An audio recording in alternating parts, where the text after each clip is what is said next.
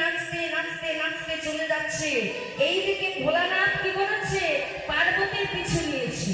ভোলানাথ পার্বতীর পিছু নিয়েছে। নাচতে নাচতে কি হয়েছে? যেই না পার্বতী রাসমঞ্চে গিয়ে উপস্থিত হলো, এইদিকে পিছু পিছু ভোলানাথও গিয়ে সেখানে উপস্থিত হয়েছে। আর উপস্থিত হয়ে কি হয়েছে বাবা? যতই যাক না কেন ভোলানাথ, সেখানে কিন্তু পুরুষের প্রবেশ হয়েছে। আর সেখানে কিন্তু পুরুষের প্রবেশ নিষেধ ছিল। ভোলানাথ গিয়ে দেখে সকল রমণীগণ তো মুখে ঘোমটা নিয়ে ঢাকা দিয়ে আছে।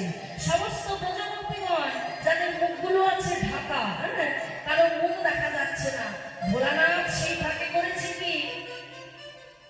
ভোলানাথ সেই ফাঁকে কি করেছে না, ওই ভালো করে মুখটুক ঢাকা নিয়ে এক পাশে গিয়ে দাঁড়িয়েছে, যাতে আমায় চিনতে না পারে, আমাকেও যেন নারী ভাবে, এজন্য মুখ ঢাকা নিয়ে দাঁড়িয়ে আছে।